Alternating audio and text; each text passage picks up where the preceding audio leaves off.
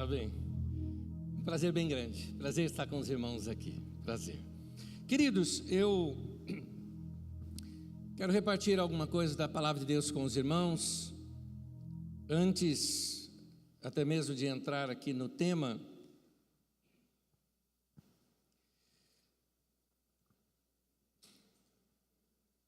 eu acredito na história de Deus por trás da história da nossa vida.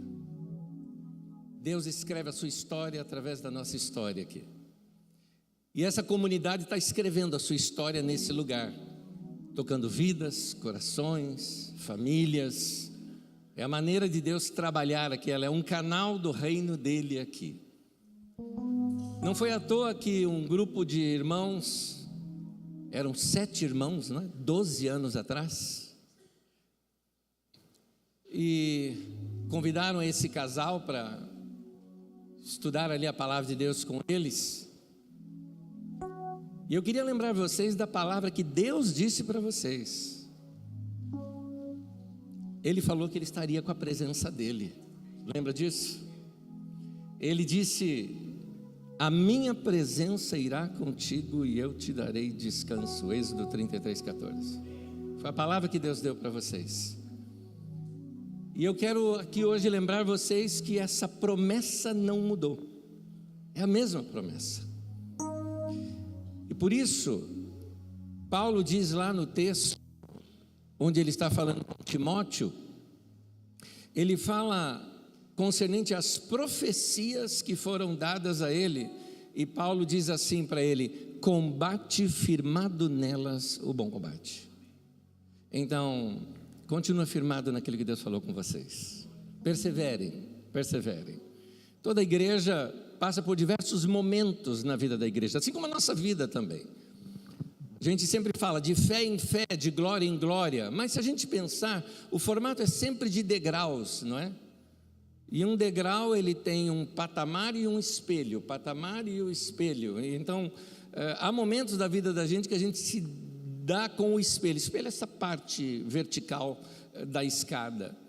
Você se dá com aquilo na sua vida, e é uma dificuldade, são momentos difíceis, mas depois que passa esse momento, vem novamente aquele momento de patamar, um momento gostoso, um momento de firmar, um momento de restabelecer as coisas que levaram aquele tempo para vocês aprenderem. Isso acontece na vida da igreja, isso acontece no nosso ministério, isso acontece na nossa carreira, isso acontece na nossa família, na nossa casa, na nossa vida, e precisamos não desistir dessa caminhada com Deus.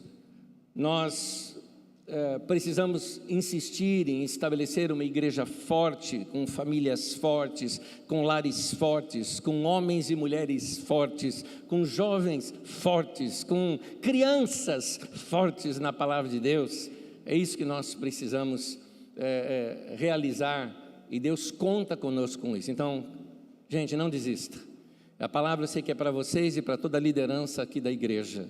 Vocês não desistam, continuam, fiquem firmes, sustentem o braço um do outro, ajude um ao outro. E é um pouco sobre esse tema que eu queria tocar aqui com vocês. O tema que foi me dado foi como expandir a cultura do reino através de relacionamentos saudáveis.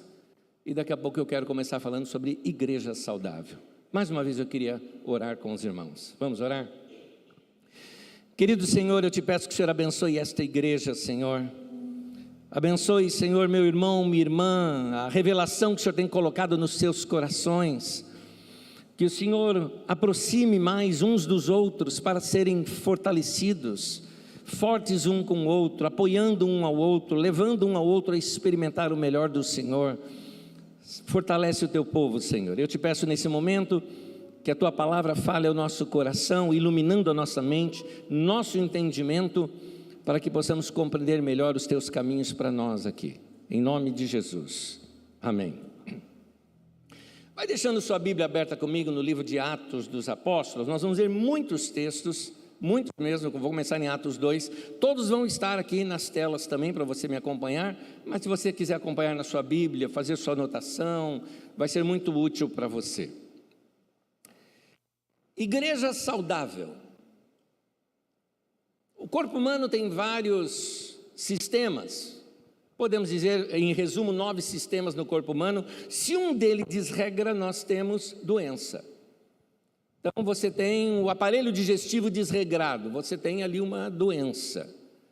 A saudável vem quando você tem um equilíbrio entre tudo. Então, igreja saudável é uma igreja equilibrada. Gente saudável é gente equilibrada.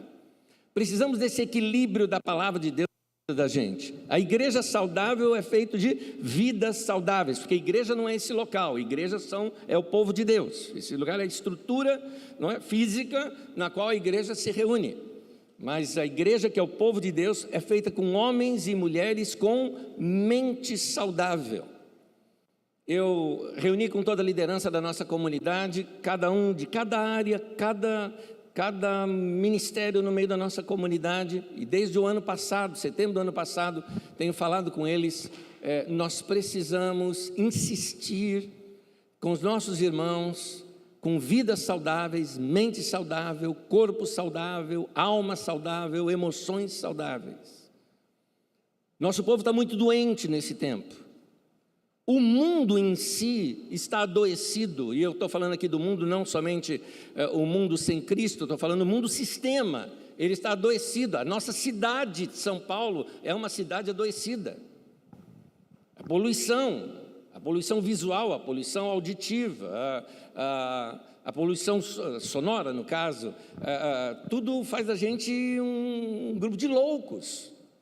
O trânsito é maluco na nossa cidade. Isso vai nos adoecendo. As pessoas já chegam malucas no trabalho e umas se conflitam com a outra, e você sofre essas pressões. Tudo isso vai nos adoecendo. Então nós precisamos ter no meio da igreja uma igreja terapêutica. Uma igreja que trate na alma do ser humano, para ir tratando esse ser humano, para ir estabilizando esse ser humano em conexão novamente com o seu Criador. Vamos pensar na palavra de Deus. Quando o Senhor criou o mundo, olha onde Ele colocou o homem: num jardim, num pomar, como seria o original. Pomar é um lugar com cores, com frutos, com sabores, com cheiros, com natureza. E nós asfaltamos agora todo esse jardim e andamos em asfalto, em rias, sarjetas, calçadas, entramos dentro de carros. No passado as pessoas andavam, tinham contato com a natureza. Jesus tratando sobre a ansiedade, olha que o tema que Jesus usa é isso mesmo, ele fala sobre ansiedade, ele fala: observai os lírios do campo, observai as aves do céu. E ele não disse, olha, ele disse, observe. Jesus nos manda observar passarinhos. E eu te pergunto, qual a última vez que você fez isso? Mas por que nós não fazemos? Porque nós estamos todos encaixotados o tempo todo. Nós estamos reunidos dentro de uma caixa. Você mora numa caixa. Você sai da caixa da sua casa e entra numa outra caixa, que é o seu carro, ou num caixão, que é o busão ou o trenzão. E vai para o seu trabalho, que é uma caixa, e se for um prédio, é uma caixa em cima de outra caixa. E nós estamos cada vez menos com contato com a natureza. Talvez alguns estejam falando, pronto, botaram um pastor zen aqui para falar comigo agora, vamos falar de budismo. Não, meu irmão. Estou falando do ensino do nosso Mestre Jesus, que falou para você observar os lírios, e não somente os lírios do campo. Sai da cidade e vai para o campo para observar o lírio. Qual a última vez que você andou no meio da natureza? Você fala, há muito tempo. Eu falo, então você está errado, você não está seguindo as orientações do seu Mestre. E isso nos adoece, a gente não percebe. Imagine você que trabalha em algum lugar bem agitado aqui em São Paulo, passou uma tarde muito agitada, nessa época nossa aqui, que foi aquela época daquele calor intenso que tivemos, você está assim acabadaço, tá? De cansaço, final da tarde, aquele calor que você não aguenta nem ficar de roupa, está voltando para casa. Normalmente a gente volta depois do rush do trânsito, mas eu estou falando que você saiu mais cedo esse dia. Eu não conheço os parques por aqui, vou falar lá da minha região, vamos pensar ali na USP, aqui em São Paulo, tá? estou pensando aqui na minha região, imagina você entra ali, entra num parque ali da USP, daqui a pouco você tem ali um riachozinho, você pega com esse calor, tira seu sapato, tira sua meia, levanta um pouco a barra da sua calça, bota os pés naquele riacho limpinho. Vamos ser sinceros, irmãos, isso é uma sessão de descarrego. Isso é uma sessão de descarrego. Mas quanto tempo a gente não faz isso? Então nós precisamos trabalhar em cada área da nossa comunidade, precisamos trabalhar para que nós tenhamos mente saudável, vida saudável, sejamos pessoas saudáveis. Não é o meu tema, não é nem o texto que eu vou utilizar, mas você conhece Romanos 12, 2, que fala para nós transformarmos pela renovação da nossa mente, para que a gente conheça a boa, perfeita e agradável vontade de Deus. E note que o texto não diz Deus vai transformar você, ele diz transformar em vós. Toma atitude você para se transformar. E ele mostra logo na frase anterior como: não se conforme com esse mundo, não pegue a forma desse mundo, não siga o padrão desse mundo, não leva o jeitão desse mundo. Gente, esse mundo está doido e está agitado, nós não podemos tornar a igreja um outro lugar de doidos e agitados. Precisamos de saúde. Saúde mental, saúde emocional, saúde física, saúde espiritual, com ensino bíblico, estudando a Bíblia Sagrada, não livro de coachings, nós precisamos de Bíblia Sagrada, para nós aprendermos a palavra de Deus, meditarmos na palavra de Deus. Todos os dias você precisa de um tempo com as Escrituras, todos os dias você precisa de um tempo aos pés do Senhor, falando com o Senhor. Como eu vou fazer isso? Acorda 10 minutos mais cedo, meu querido. Começa com 10 minutos, não vou nem te falar 1 hora, começa com 10 minutos, mas faz, começa de alguma maneira, para você ajustar o seu coração, para você sintonizar a tua vida, sintonizar o teu coração, você precisa disso. Nós estamos muito barulhentos. Tirando um texto agora do contexto, lá de 1 Coríntios 14, lá em 1 Coríntios 14 tem um momento que Paulo diz assim: há muitas vozes no mundo, e a verdade, gente, tem demais por aí. Muitas vozes, muito blá blá blá, todo mundo falando, todo mundo dando opinião, e a internet deu voz e vez para todo mundo para falar o que quiser. E aí a gente fica perdendo tempo lá, só passando, e vendo um por os outros. Para! Vai dedicar esse tempo para outra coisa, vai ter esse tempo com o Senhor, vai ter esse momento de paz, de tranquilidade, de parar tudo. A gente estraga um monte de coisa. Vamos pensar, por exemplo, seja lá quando você pensa sobre o nascimento de Jesus, se você pensa lá na festa dos tabernáculos, que é o provável lá em setembro, ou se você quer seguir a data padrão que se estabeleceu, que é dezembro, seja quando for, tá? Não estou aqui defendendo uma coisa ou outra. A questão é Natal. Natal fala de um nascimento de um bebê. Como é que você se comporta diante de um bebê que está dormindo?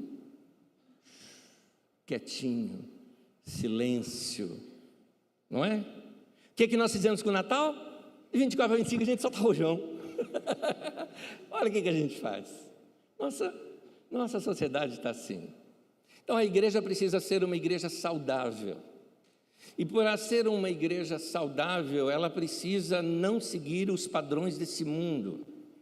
Meu filho, um dos meus filhos, na sua aula da faculdade de administração, ele contou sobre um dos mercados famosinhos que tem por aí, em que são mercados de grife, que eles fazem o seguinte agora: eles financiam as suas filiais, de modo que as suas filiais, elas se estabelecem, são mercados pequenos, eles se estabelecem nos bairros, e eles trabalham no vermelho, com condições de manter o trabalho ali por 5 anos. Ou seja, por 5 anos, se andar no vermelho, para eles tudo bem. Por que razão alguém faria isso?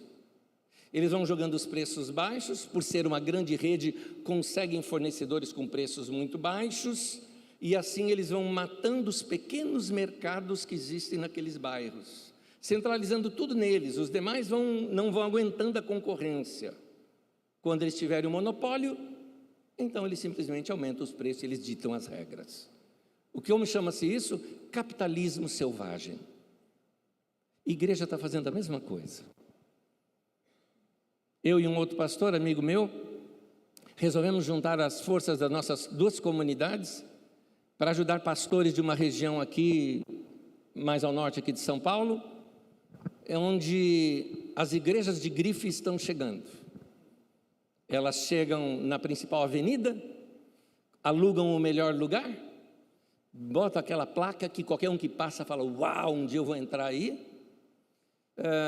Montam um palco com um som maravilhoso, músicos contratados, conferencistas famosos, e assim o povo sai das demais igrejas pequenas e começam a encher aquela igreja agora ganha nome, ganha número e ganha assim mais recursos de sua sede.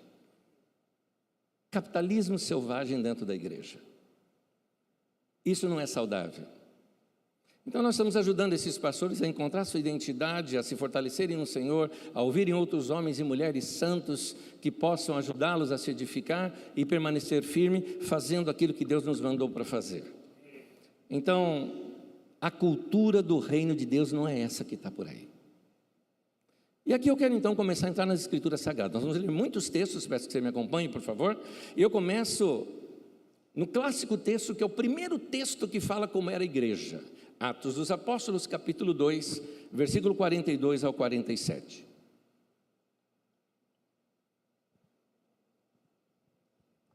Eu vou alternar traduções, tá bom? Eu vou ler em uma, depois em outra.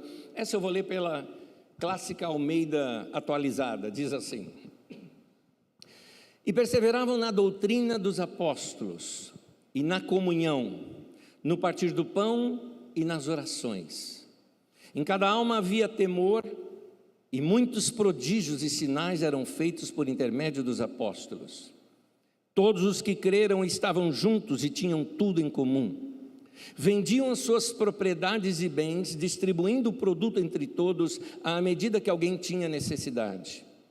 Diariamente perseveravam unânimes no templo, partiam pão de casa em casa e tomavam suas refeições com alegria e simplicidade ou singeleza de coração, louvando a Deus e contando com a simpatia de todo o povo. E enquanto isso, acrescentava-lhes o Senhor dia a dia os que iam sendo salvos.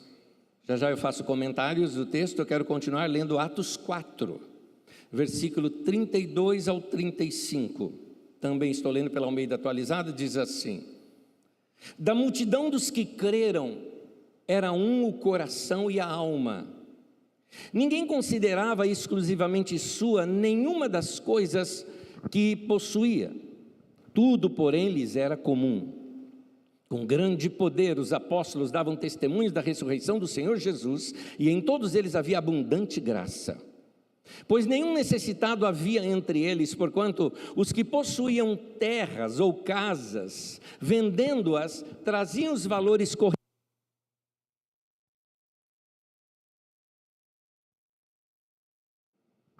Voltando. É a pilha. Traziam os valores correspondentes e depositavam aos pés dos apóstolos. Então se distribuía a qualquer um à medida que alguém tinha necessidade. Por enquanto, até aqui. Na primeira narrativa da vida da igreja que aparece nas Escrituras, de como ela vivia, a primeira coisa que diz é que eles perseveravam no ensino dos apóstolos. Ou seja, é um povo que começou a se fundamentar nas palavras de Jesus que foram ensinadas ali pelos seus apóstolos. Na comunhão, partir do pão, que é o auge da comunhão, e nas orações. Então você está vendo um povo cheio da palavra, um povo cheio da oração, mas um povo também muito forte na comunhão. A comunhão deles era tão intensa que eles não admitiram que tivesse sequer um necessitado entre eles. Chegava ao ponto de pensar não mais no meu, mas no nosso. Eles entenderam que tudo é nosso, porque Jesus ensinou a orar, não Pai meu, mas Pai nosso. Venha a nós o vosso reino. Tudo era plural. Então eles entenderam essa pluralidade e começaram a experimentar essa comunhão de uma maneira muito intensa ali entre eles.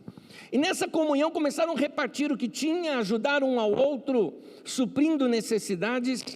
E aí um deles se destaca. E eu vou ficar um tempo falando deste irmão. Um dos irmãos que eu considero, não sei se essa palavra seria a melhor, mais importante, pode ser. Talvez eu diria que talvez seja um dos homens mais importantes do Novo Testamento. E eu não estou falando de Paulo apóstolo. Eu estou falando do irmão Zé. O irmão Zé, ou José, que era o nome dele, foi alguém que se tornou uma referência no meio da igreja. Aparece a vida dele no versículo 36 de Atos 4, acompanha comigo. Então José, a quem os apóstolos deram o sobrenome, ou o apelido de Barnabé, que quer dizer filho de exortação, ou como diz na NVI, encorajador. Um levita, natural de Chipre, como tivesse um campo vendendo-o, trouxe o preço e depositou aos pés dos apóstolos. Barnabé, filho da consolação, filho da exortação. A gente hoje poderia colocar uma atualização nesse apelido dele, porque é apelido. Apelido, ele tem que ter sentido dentro do contexto onde você está. Eu acho que, por exemplo, porque como a palavra Nabé se refere ou à profecia, ou uma declaração, ou palavras encorajadoras, é por isso que ele é chamado de filho da consolação, ou da exortação, né? Ou o encorajador. Se você conhece alguém assim, você conhece algum irmão que sempre quando ele conversa com você, ele te levanta? Sabe aquele irmão que tem sempre uma palavra de Deus para trazer para você e ele olha, o copo para ele está sempre meio cheio, nunca está meio vazio. É um irmão que você chamaria talvez dessa maneira, é um Barnabé, é um encorajador. Aquele cara que sempre tem uma palavra, que sempre te ajuda, que sempre te levanta, que sempre está ali para te servir, para te ajudar. Que palavra que a gente usaria nos nossos dias? Eu tenho uma que eu usaria: gente boa.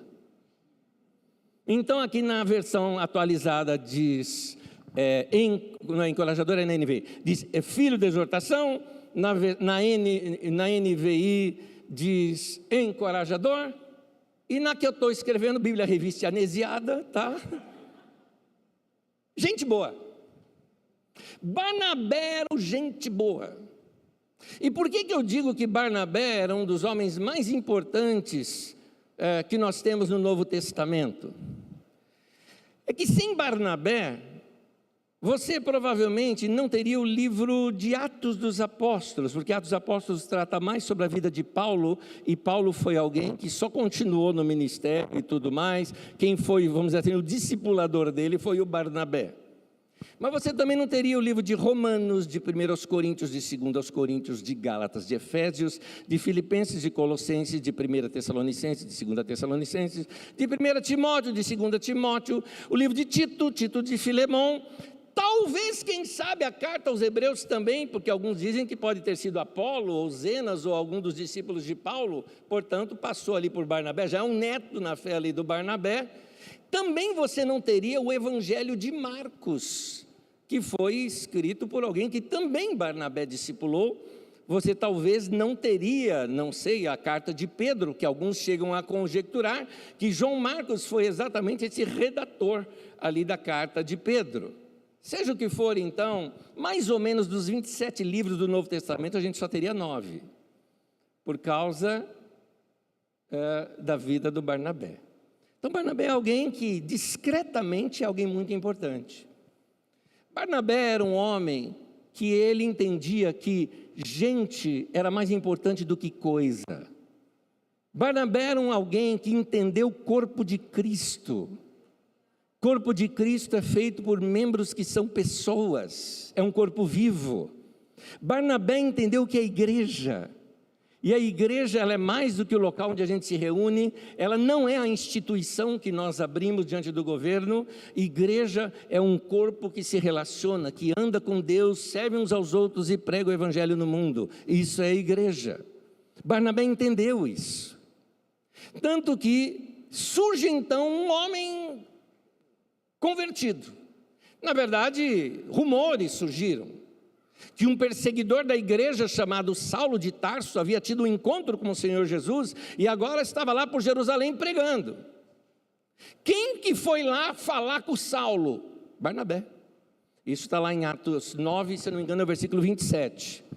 Barnabé vai lá, ele ouve o coração do Saulo, e depois o Barnabé vai até a igreja, a reunião dos líderes da igreja, e conta para eles as coisas de Saulo. É interessante, Saulo não tinha credibilidade nenhuma, porque não foi Saulo que contou para o pessoal como é que ele se converteu e tudo mais, foi o Barnabé que contou para o pessoal. É mais ou menos assim, estava todo mundo ressabiado com esse tal de Saulo, achava o seguinte: então esse cara está se disfarçando de cristão para saber como é que a gente se reúne para depois prender todo mundo. Mas o Barnabé assumiu isso. E está todo mundo assim, Saulo a gente não confia, mas é Barnabé falando, a gente aceita. Então, lá está o Barnabé. Não bastasse isso, Saulo já começa a criar algumas encrencas em Jerusalém. Aguçado como é que ele era. Se o Saulo que a gente conhece nas cartas já era incisivo do jeito que ele é, imagina novo convertido.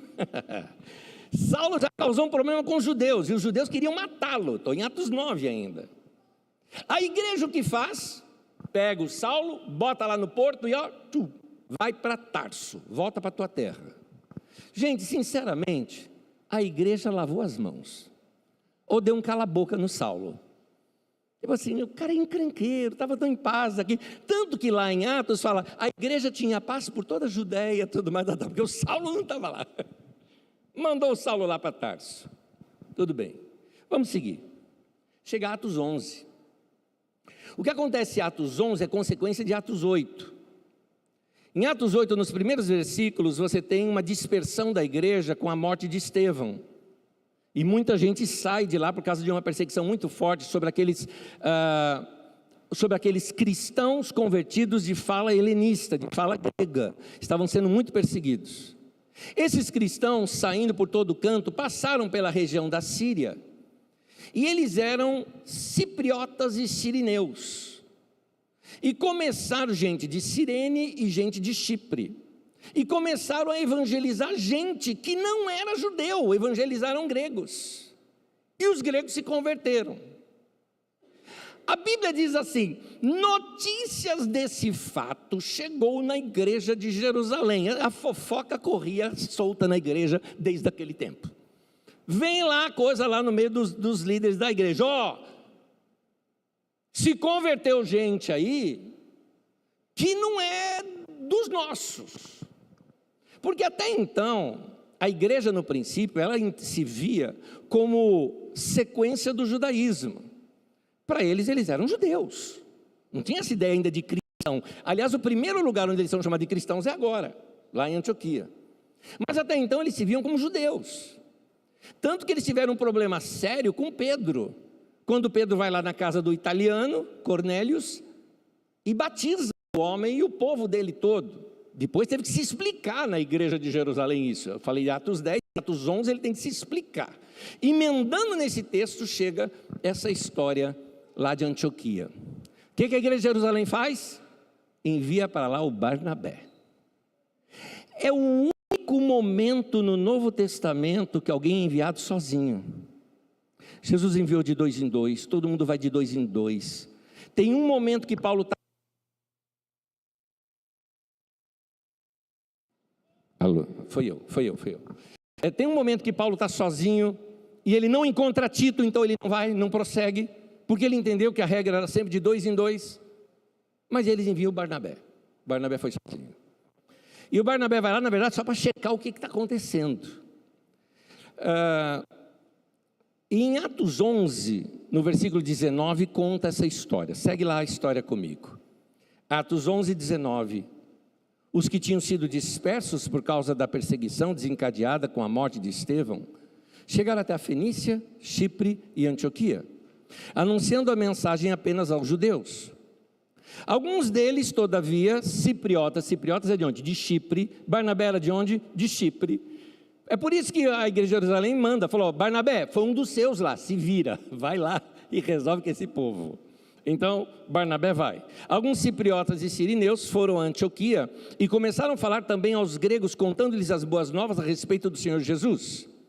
A mão do Senhor está com eles. E muitos creram e se converteram ao Senhor. Notícias desse fato chegaram aos ouvidos da igreja em Jerusalém e eles enviaram Barnabé a Antioquia. Este, ali chegando e vendo a graça de Deus, eu acho linda essa expressão, ele percebeu a graça de Deus sobre a vida dos nossos irmãos. Isso mostra o coração desse homem. Enquanto a igreja de Jerusalém estava com dúvida, não acreditando, talvez até já com um pouco de ciúme, porque a coisa lá está muito bonita, em Jerusalém já não estava mais lá essas coisas, viu a graça e se alegrou. Vou abrir um parênteses dentro de outro aqui. Como é que você age quando você vê a graça de Deus sobre um outro grupo que não é o seu? Isso é uma boa pergunta. Jesus estava na praia, tinha 2 barquinhos, ele escolhe o barco de Pedro e entra no barco de Pedro, e a partir do barco de Pedro ele prega. Como é que você age quando Jesus sobe no barquinho do lado? É uma boa pergunta para nós. Barnabé viu o barquinho com o Espírito Santo, com Jesus lá agindo, viu a graça de Deus e se alegrou. Continua, ficou alegre e os animou a permanecerem fiéis ao Senhor de todo o coração.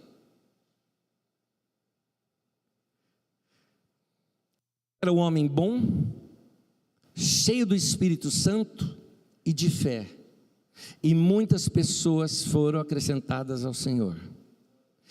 Esse versículo só põe de novo esse versículo para mim, só esse versículo de número 24, fala junto comigo, vamos lá?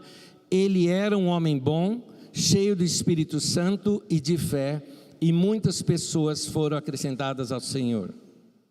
Ok, Barnabé então foi para Tarso procurar Saulo, e quando o encontrou, levou-o para Antioquia, e assim durante um ano inteiro Barnabé e Saulo se reuniram com a igreja e ensinaram a muitos. Em Antioquia os discípulos foram pela primeira vez chamados de cristãos. Barnabé era um homem bom, cheio do Espírito Santo e de fé, e muitas pessoas se uniram ao Senhor. Quando você pega esse texto grego e o lê, você percebe que a nossa forma de linguagem, a gente joga nossa pontuação, nossa língua, nossas palavras de ligação, que não existe no texto grego, para que a leitura fique leve. Mas no texto grego dá a ideia de uma coisa consequente da outra. Ou seja, nós poderíamos muito bem dizer o seguinte, que muitas pessoas se uniram ao Senhor, porque Barnabé era um homem bom, cheio do Espírito Santo e de fé. É essa a ênfase do texto. Mas eu quero te chamar aqui a atenção, para ver se você está percebendo como a Bíblia vê essa questão do homem cheio de graça, do homem importante, do homem que está entendendo direito o seu chamado, o seu dom, o que é a igreja, como nós estamos vendo aqui o Barnabé. Note a ordem, Barnabé era homem bom, cheio do Espírito Santo e de fé. O texto não diz, Barnabé, há muito Senhor, porque Barnabé era homem de fé, cheio do Espírito Santo e homem bom. É muito provável que a gente faria essa leitura hoje em dia. Ou talvez a gente faria uma leitura um pouco parecida. Muita gente se uniu ao Senhor, porque Barnabé era homem cheio do Espírito Santo, era homem de fé e era homem bom. Mas você percebe que a Bíblia coloca que o homem bom aparece na frente. Barnabé era gente boa, porque gente boa atrai gente. Barnabé era parecido com Jesus. Jesus era gente boa, tão gente boa que as crianças queriam se aproximar dele. E criança não se aproxima de gente carrancuda, chata, gente ruim, gente briguenta.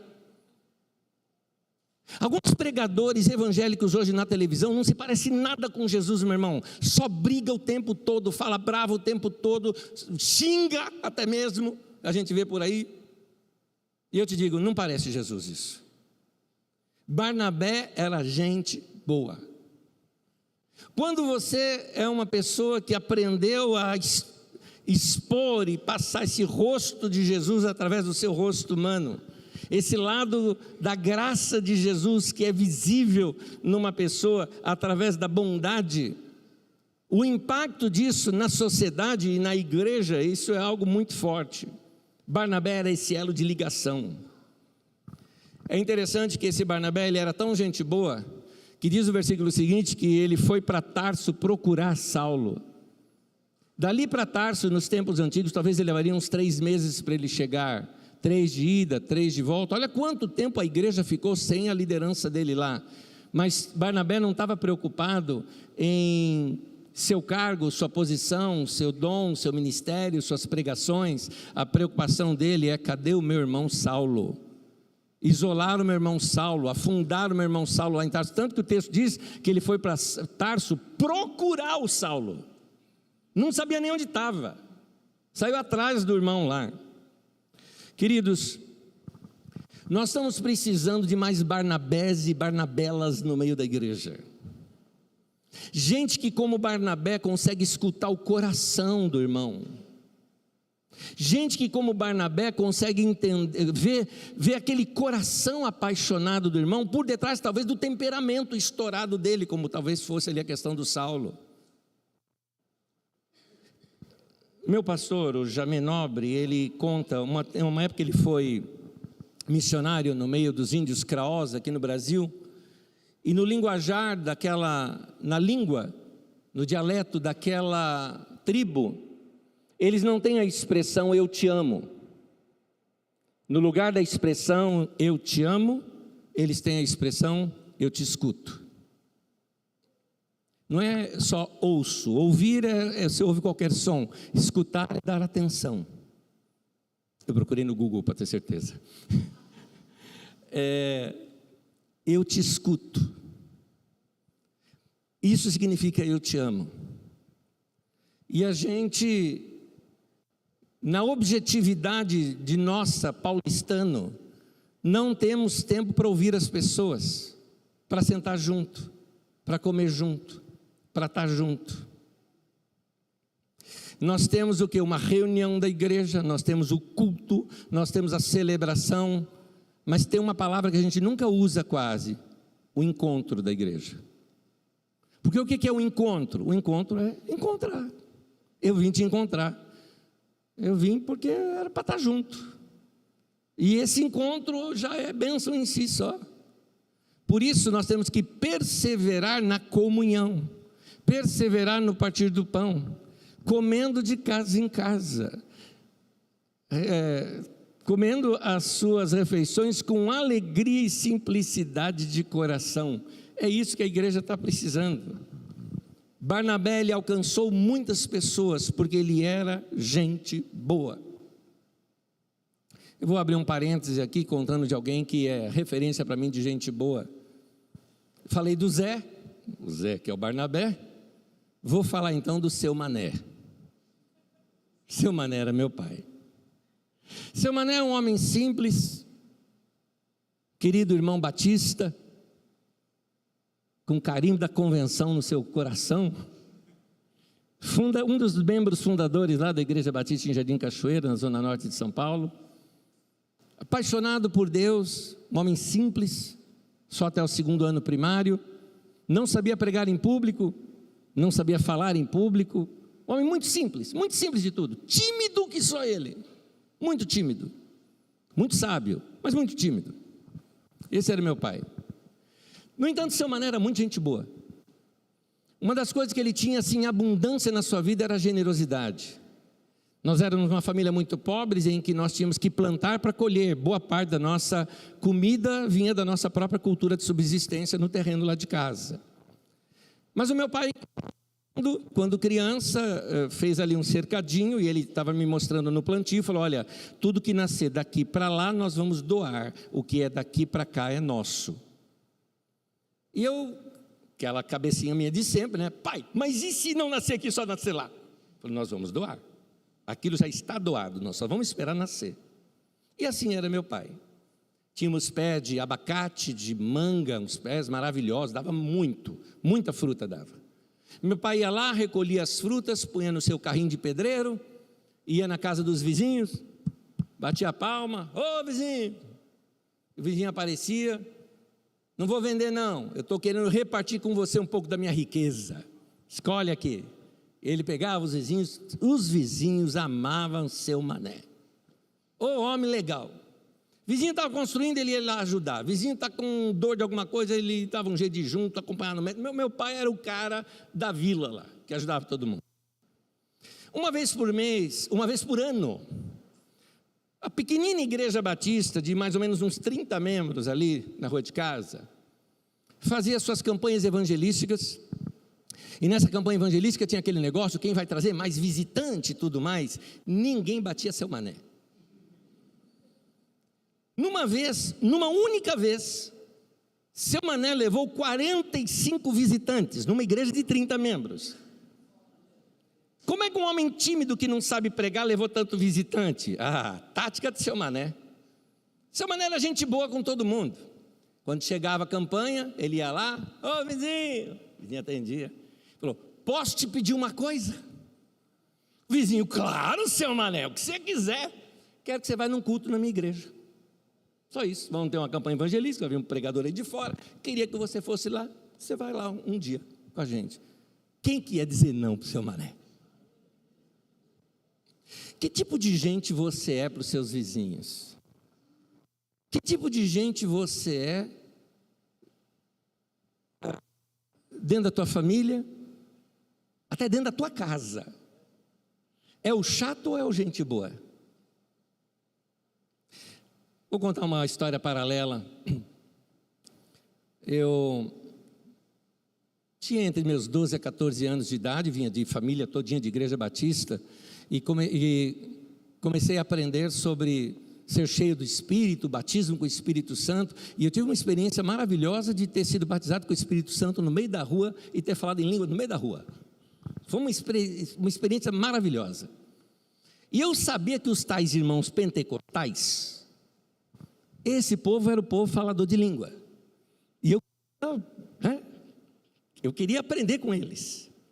Eu não conhecia muito igreja pentecostal. A única vez que eu tinha ido numa igreja pentecostal foi um pouco traumático para mim, porque foi o nosso grupo de música, eu era organista, né? Foi o nosso grupo de música, e cantar lá na igreja, e chegou um irmão para mim, né? Chegou um irmão para mim, pastor, eu, estou acostumado com bom dia, boa tarde, boa noite, né? Pastor, eu não entendi o que o cara falou mesmo, estou sendo sincero, eu não entendi.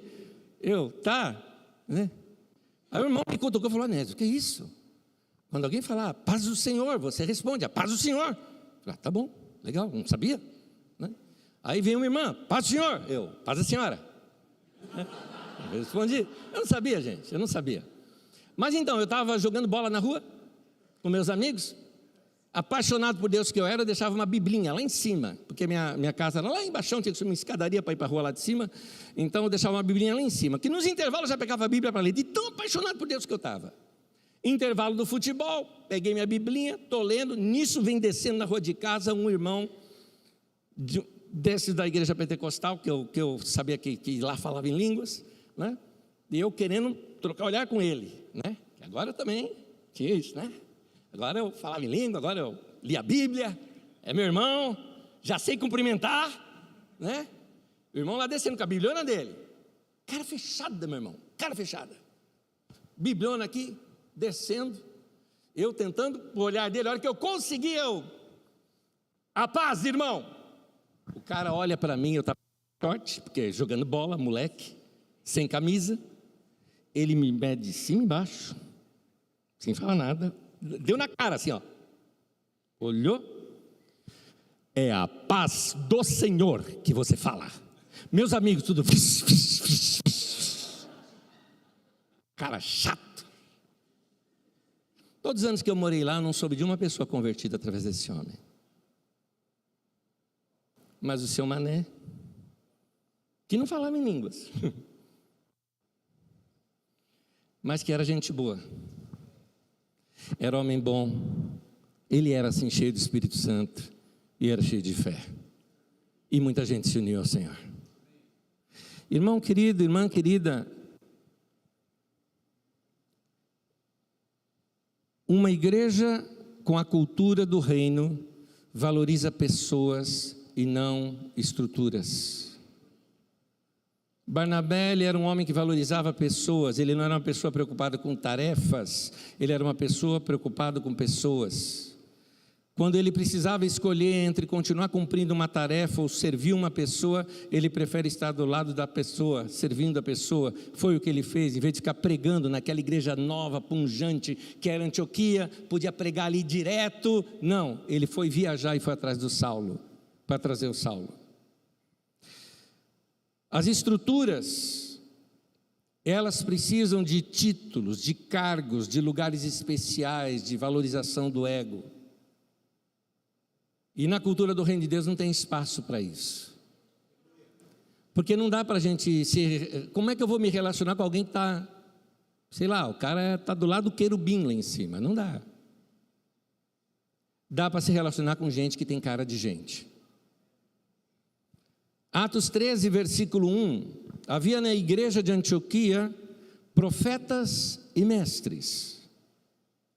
Barnabé, Simeão, por sobrenome Níger, Lúcio de Cirene, Manaém, o colasso de Herodes, o tetrarca, e Saulo. 5 irmãos, 4 deles chamados por apelido, só o Saulo que não. Depois você sabe que o Saulo vira Paulo, então ficou mais fácil, mas até então aqui só o Saulo que não. Barnabé era o nome dele? Não, o nome dele era José. Barnabé era o gente boa. Então nós temos aqui o gente boa. Olha a liderança dessa igreja, gente. Você não vê nenhum título. Diz que haviam profetas e mestres. Profetas e mestres são funções, não é título. Nenhum aqui está PR, está AP, não tem nada disso aqui. Aqui está o que o cara é. Quem estava lá? O gente boa, Barnabé. Simeão, por sobrenome Níger, ou Simeão com o apelido de Níger. Em outras palavras, meu irmão, Simão Negão. Pronto. Barnabé, Simão Negão. Lúcio Cirineu, Lúcio de Cirene, igual a gente tem aqui, sabe? É o Marcelinho Paraíba, o Marcelinho Carioca, o Marcelinho Gaúcho, entendeu? Então é o Lúcio Nordestino, o Lúcio Paraíba, o Lúcio Baiano, pronto, bem aqui para paulistano nosso.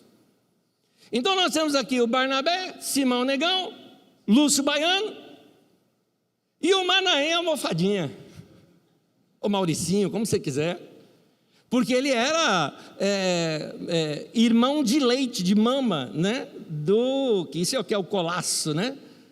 Do Herodes, do Herodes, gente, não é de qualquer um, é do Herodes, está falando do rei, tá entendendo? E o cara mamou na mesma mãe de mama ali do Herodes, é o almofadinha, esse daqui. Então, o Manaém, o classe média, entendeu? O classe alta. E o Saulo. Você percebeu que todo mundo tinha apelido? Porque apelido você só dá em quem é chegado. Quando você não conhece a pessoa, você chama de reverendo, de apóstolo, de pastor, de profeta, de tanta coisa. Mas quando você conhece a pessoa, você chama pelo apelido. Você chega no Gabriel e vai falar: "Ei, Gabs, beleza?" Meu irmão Antônio Farias, eu falei: "Ei, Farias." É o cara. E ele me chama de Né. Pronto. Meu nome não dá muito apelido, né? É tão ruim meu nome que não dá apelido, né? Mas a cultura do mundo, ela cria hologramas de nós dentro da igreja. Eu estou falando, não estou falando para ninguém lá de fora, estou falando da gente aqui. Aí não é mais o Marcão, meu irmão, aí é o Levita. Aí já não é mais sabe, a irmã Maria, é uma bênção aquela irmã. Não, é a intercessora Maria. Meu irmão, vai fazer o que Deus te mandou fazer sem pôr título, meu irmão, você não precisa disso. Você não precisa disso, desce dessa escada que Deus não te colocou nela. Precisamos ter cara de gente. Precisamos ter cara de gente boa, como o Barnabé. A cultura do mundo cria hologramas de nós. Sabe o que é um holograma, não é? Holograma é uma imagem que parece a sua, só que ela não é real. É uma imagem inventada, criada. Bom, você que já assistiu Star Wars, você sabe o que é holograma. Parece aquele negocinho, holograma aparece ali, né? Das pessoas. Ok, holograma, é isso aí. A gente cria hologramas dos nossos ministérios, hologramas de quem a gente é. E aí as pessoas passam a se relacionar com o holograma e não com você. E o holograma é fake. Aí você passa uma ideia de que você é o que você não é. E não dá para ter comunhão, meu irmão, com gente falsa. Não se tem comunhão com internet, com holograma, com figura. Não dá. Comunhão tem que ter intimidade. Comunhão tem que ser gente. Comunhão a gente toca um no coração do outro. Cuidado, tem holograma às vezes dentro de casa entre marido e mulher. Tem holograma de nós, pastores, que a gente passa uma ideia de que a gente é o que a gente não é. Vamos parar com isso. Vamos abrir nosso coração, vamos ser a gente mesmo. Alguém uma vez me disse o seguinte: Anésio, você não acha que a pessoa, se ela deixar de te chamar com o título de pastor, ela vai perder o respeito? Eu falei: meu irmão, se o respeito for pelo título, eu passo. Ou a minha vida fala alguma coisa, eu não posso falar nada, querido. Então, Barnabé, ele queria ensinar Paulo algo que Paulo só aprendeu mais tarde. Ele queria ensinar para Paulo que o reino de Deus é um reino de relacionamento. Foi isso que Barnabé fez com Paulo. Querido, nada é tão importante no reino de Deus que senão pequenas conversas. Pequenas conversas são maravilhosas. Um bate-papo gostoso é muito bom. Comer junto, andar junto.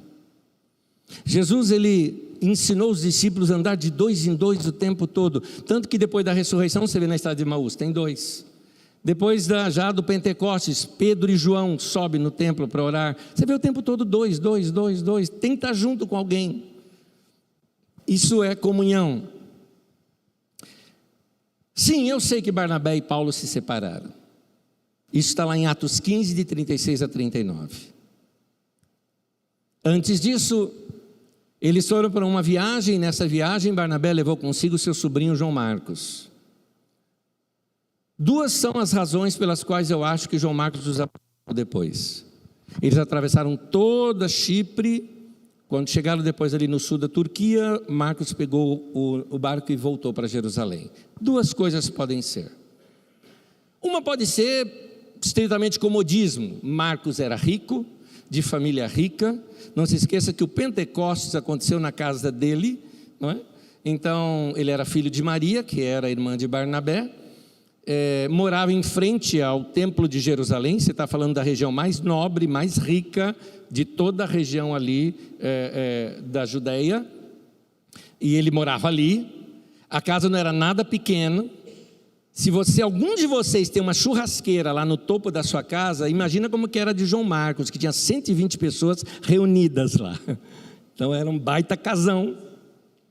E aí quando eles vão em Chipre, é só você olhar o mapa e imaginar o mapa na época, eles atravessando a ilha toda, dormindo em barraca, perto de cobra, disso, daquilo. Eu acho que o classe média do João Marcos não aguentou.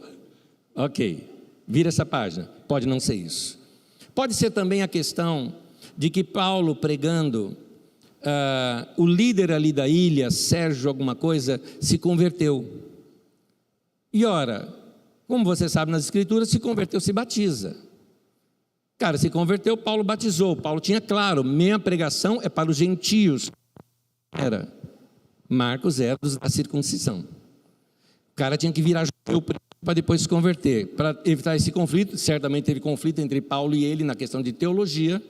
Marcos não aguentou, voltou para trás. Novamente eles passam em Jerusalém, vão fazer uma nova viagem missionária. O Barnabé quer levar o João Marcos de novo. O Paulo diz: não vou. E aí Lucas é muito discreto, né? Lucas narra assim: e houve uma não pequena discussão entre eles. O bate-boca, uma não pequena discussão entre Paulo e Barnabé. Barnabé se separa de Paulo, vai cuidar do João Marcos. Paulo se junta com Silas e sai em viagem missionária. Aí você fala, mas o Barnabé sumiu do mapa. Verdade, primeiro que ele era mais velho.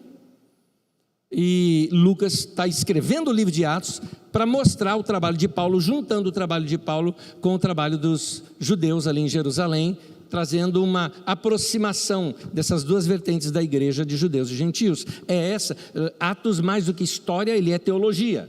Então Lucas está tratando isso, por isso que ele não foca mais em Barnabé. Mas o que Barnabé fez? Certamente Barnabé deve ter chegado para Saulo e dito o seguinte: Paulo, você, quando ninguém te quis, eu fui atrás de você. Quando ninguém acreditou no teu ministério, eu acreditei, fui lá, te busquei e trouxe você comigo. Primeiro eu tentei você em Jerusalém, depois eu te levei para Antioquia. O tempo todo. Agora você já está maduro. Se eu abandonar o João Marcos agora, João Marcos vai morrer na fé. Então você já sabe andar sozinho. Eu vou agora cuidar do João Marcos. Barnabé cuida de João Marcos, um homem já mais velho como era. A Bíblia não narra o momento da sua morte, pouco tempo depois disso pode ter acontecido. Mas o que a gente vê depois lá nas cartas de Paulo, no final de Colossenses, no final de Filemão, tudo mais, tem um momento em que Paulo, por exemplo, fala, quando você vier, traz consigo João Marcos. Você vê lá quando ele fala a Timóteo, traz consigo João Marcos, ele me é muito útil no ministério. Ele fala no outro momento, olha, Lucas está comigo e Marcos é o único da circuncisão que está comigo. Se não me engano, é na carta aos Colossenses que ele fala, olha, quando vocês souberem que João Marcos vai aí, recebam. Ou seja, ó, vocês ouviram que a gente brigou? Não, já está tudo bem, está consertado. Barnabé reconciliou os dois de novo. Aqui. Meu irmão, Paulo estava certo em seguir? Estava, porque o chamado dele era para os gentios, e o de João Marcos não era. Mas Paulo também estava errado, porque destruiu os sonhos de alguém errado. Paulo era novo no ministério, ele não entendia muito bem o valor das pessoas. Eu quero te falar algo, o importante não é a sua carreira, a sua obra ou a sua popularidade. O importante é a qualidade dos relacionamentos que você constrói enquanto você cresce na vida. Quem são os irmãos que estão com você? Quem são os irmãos que vão continuar, irmãos e irmãs que vão continuar com você? Hoje em dia a gente fala tanto de palavra profética, ato profético, tudo mais. Tá bom, então vamos falar de um profeta. Pode esses ossos viver novamente? Tu sabes, Senhor, disse Ezequiel. Quando vem a palavra de Deus, o que acontece? Diz que os ossos se juntou cada osso ao seu osso. A palavra de Deus vem e começa a trazer unidade, começa a trazer relacionamentos. E eu te pergunto, quem é teu osso? Quem é a parte do corpo de Cristo que Ele te colocou? Eu me encontrei com um irmão essa semana, ou a semana passada, não, foi nessa semana. Encontrei com um irmão que há muitos anos não nos falávamos, estou falando de coisa de mais de 30 anos. E, na verdade, nos vimos, mas nunca conversa profunda, porque ele conhecia outros irmãos e ele começou a me fazer perguntas. Puxa vida, legal o ministério, como está lá? Aquele irmão, o Silas é um dos pastores lá, todos esses nomes que eu vou te citar são pastores junto comigo lá. O Silas, eu falei, Silas está lá, assim, 30 anos, está lá, estamos juntos, está lá, ótimo. E aquele outro, assim, o barbudinho, o Rui está lá. E aquele que canta, o Gernando, o Gernando está lá. Está todo mundo lá, eu falei, tá, a gente não se desgruda. Aliás, nós fizemos um voto já, nós compramos o nosso túmulo um do lado do outro já, e eu brinco com eles, pode deixar que eu vou fazer um sermão bonito em cada um de vocês. Isso significa que a gente não tem problema? Não, querido. Já discutimos? Bastante. Já divergimos? Sim. Pensamos igual em tudo? Não. Mas nosso amor ao Senhor e entender o chamado que Deus nos deu é maior do que tudo isso.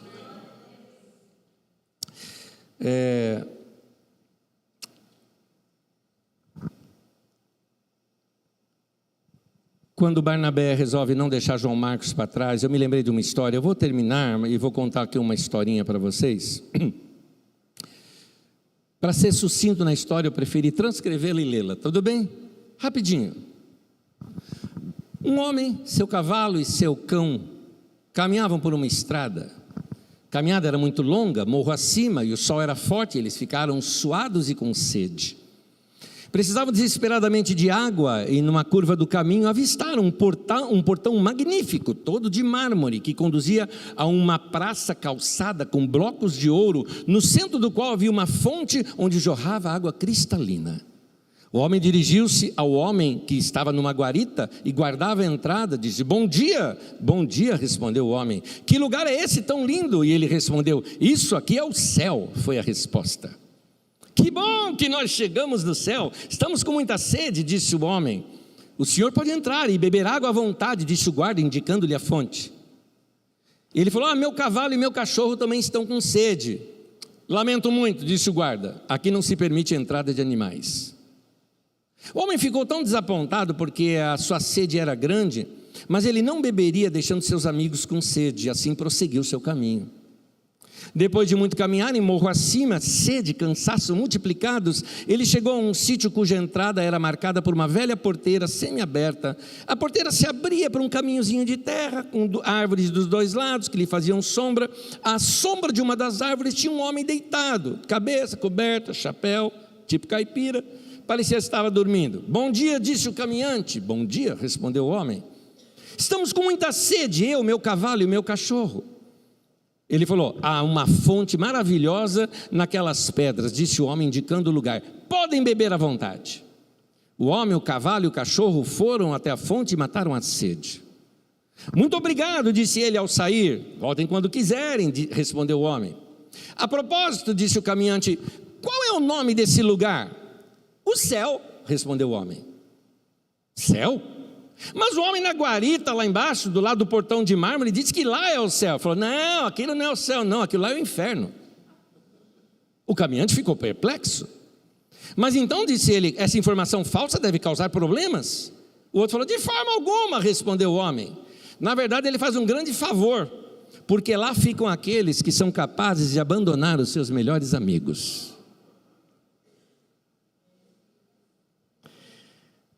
Eu quero terminar, vou pedir para você ficar em pé comigo, por gentileza.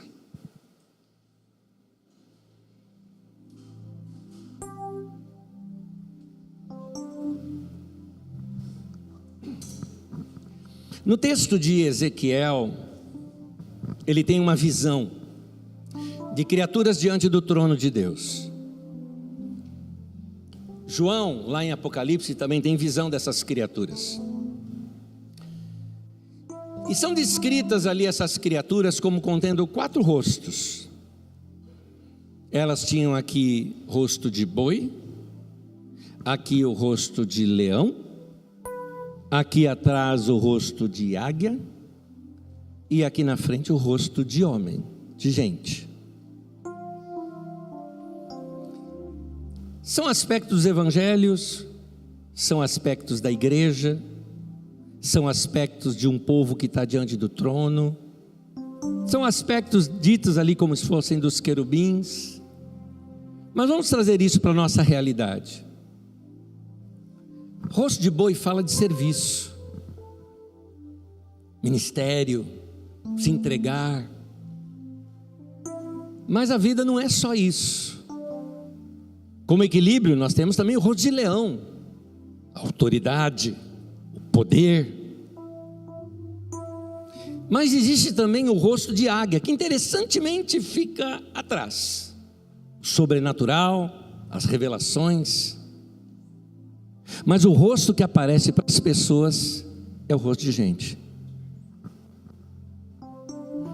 Tem muita igreja com rosto de leão só. Igreja com um rosto de águia. Deve ser muito feio o rosto de águia, é bicudo. Tem gente só com o rosto de boi. Mas nós temos que ter todos esses aspectos do evangelho bem formado em nossa vida. Mas o rosto para aparecer para as pessoas é o rosto de gente. Nós precisamos apresentar a Deus uma igreja com cara de gente e que ama gente. Na prática, 3 textos que depois você estuda. Gálatas 6:10 fala que nós, enquanto temos tempo, façamos bem a todos, mas principalmente aos domésticos da fé. O que quer dizer esse texto é que nós precisamos repartir o que nós temos. É inadmissível uma igreja que tenha gente passando fome. É inadmissível, isso não é igreja. Isso não é igreja. É uma agremiação, é qualquer outra coisa. É inadmissível que os recursos da igreja não supram necessidades dos santos. A igreja precisa abundar e superabundar nas questões sociais, a começar da própria fé, da própria igreja local, mas sobejar. Todo culto de ceia na nossa comunidade nós levamos 1 quilo de alimento, cesta básica, alguns levam durante a semana. Aquilo supre a necessidade de todos os irmãos da nossa comunidade e sobra mais do que o que a gente consome. Então a gente fica procurando os pastores de igreja ali próxima, igreja batista, até o padre da igreja católica nós procuramos, falando: padre, tem aqui um monte de cesta básica, tem gente com fome aí, estamos entregando aí para o irmão, vem buscar aqui, ajuda a gente aqui, vamos repartir o que nós temos. A igreja precisa ser generosa, a igreja precisa doar, a igreja precisa dar. Lá em Timóteo 5, está falando dos idosos. Fala que se você não cuida dos idosos da tua família, você é pior que o descrente. Se a gente está falando de gente boa, vamos ser gente boa primariamente dentro de casa e com os da nossa família. Uma irmã uma vez me justificou lá no culto, lá, ela é nova na fé, porque se ela fosse mais antiga, ela saberia que a gente não pensaria dessa maneira. Ela falou: olha, você não viu aqui nos cultos, pastor, porque a minha, não sei se era a mãe dela ou a sogra dela, ela falou: está muito doente e eu tive que ficar com ela esses domingos, eu acompanhei pela internet os cultos, mas não é a mesma coisa, mas hoje eu consegui alguém lá da família para ficar, eu vim para cá. Eu falei: minha irmã, você estava servindo o Senhor, servindo essa senhora. É isso, nós servimos a Deus servindo pessoas, nós damos para Deus dando para pessoas, ajudando pessoas. A igreja precisa mudar esse pensamento de que tudo é para a estrutura. Não, nós precisamos repartir com gente. Não podemos esquecer de Mateus 25, eu tive fome, você me deu de comer, eu tive sede, você me deu de beber. Quando foi, Senhor, que vimos isso, que aconteceu isso? Ele falou: quando você fez a um desses pequeninos, você fez para mim. Ali ele fala: eu estava enfermo e você foi visitar. A igreja que quer mudar sua cultura, gente, vamos lá, a gente tem culto demais, a gente se reúne demais, nós estamos sendo sal do saleiro. Jesus falou: é para ser sal da terra. A gente está sendo luz daqui para o paraíso. Ele falou: não, é luz do mundo. Precisamos sair, precisamos fazer visitações. Vou dar aqui sugestões para vocês. Eu conversei hoje, nessa semana eu conversei com uma pessoa que lidera a área feminina lá na nossa comunidade, encontro de mulheres. Eu falei: vocês têm encontro demais, vocês cantam demais, vocês pregam demais, vocês repetem o culto de domingo. Eu falei: o que eu faço? Eu falei: faz o que já foi aconselhado que é fazer, organiza, vamos fazer visitações, vamos na casa das pessoas, vamos visitar enfermo, vamos visitar os idosos. É isso que a gente precisa fazer. Reuni com os homens ontem à noite, falei isso com eles, falei: gente, vamos reunir, vamos estar junto com os amigos, vamos usar a nossa casa para atrair pessoas, para estar gente perto, para termos comunhão, para termos relacionamentos. Vamos pensar fora da caixa, vamos ter uma cultura diferente, vamos na contracultura. Nós como igreja precisamos rever tudo isso. Eu vou terminar contando uma história rápida, bem rápida. Eu aconselho todos os nossos irmãos lá a darem esmolas. É bíblico esmola, tá? Você tem que ser rico em boas obras. A Bíblia nos ensina isso. Ah, meu irmão, eu sou salvo pela fé. Tá, vai rezar o Padre Nosso agora. Acho que eu não sei disso. Meu irmão, a Bíblia diz que você é criado em Cristo Jesus para as boas obras. Ponto. Para isso que você é salvo. Por isso que a graça te salvou. Para você ser um canal do reino de Deus. É para isso. Então eu falo: irmão, você está fazendo compra do mês, compra lá uma comida a mais para doar para alguém, compra lá um pacote de bolacha, deixa no carro, você vai encontrar gente faminta na rua, dá, alguma coisa você tem que fazer. Eu e minha esposa estávamos voltando de um culto, e é interessante que no culto eu terminei com uma frase que foi de Francisco de Assis, que eu disse o seguinte, a frase é essa: prega o evangelho o tempo todo, se for preciso, use palavras. E eu tinha ensinado isso no culto. Nós estávamos indo para casa. E ali, Osasco, Avenida dos Autonomistas, tinha uma bifurcação. Meio à noite, mas já mais escuro assim o dia, né? Dia mais escuro. Uma moto assim na minha frente, para aqui na minha frente. O cara começa a descer aqui, tirar o negócio. Eu falei, parece assalto. Sabe quando parece assalto o negócio? Minha esposa viu, eu vi, deixei o carro engatado, eu preparado, qualquer coisa, subo aqui em cima da calçada, saio por ali, aquele negócio, né? Por aqui que eu vou fugir. O cara assim, a mulher já pegou, começou a mexer na bolsa. Eu falei, arma. Eu pensando isso.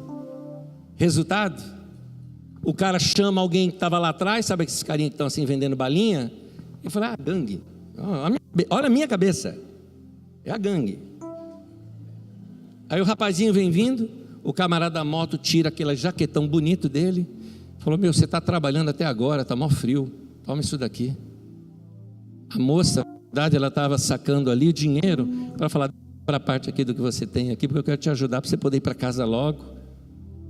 Eu e minha esposa começamos a chorar no carro, falando, Deus, perdoa nosso coração. O que nós fizemos? Julgamos errado. Que lição que nós levamos? Aí o que eu fiz? Fui confessar meu pecado para a igreja. Eu estava no culto no outro domingo, confessando para a igreja. Aí eu estou contando isso no final da mensagem, como exemplo, né? Elogiando esse casal desconhecido. Aí a pessoa grita ali, Alessio, era a gente, membro da minha igreja. E o rapaz novo convertido, ele aprendeu certinho. Gente boa. Gente boa. Vamos sair daqui repensando a nossa cultura. Amém? Vamos pensar no próximo. Vamos nos doar mais. Amém? Querido Deus, no nome de Jesus, nós entregamos nossa vida, nosso coração e a nossa mente para o Senhor.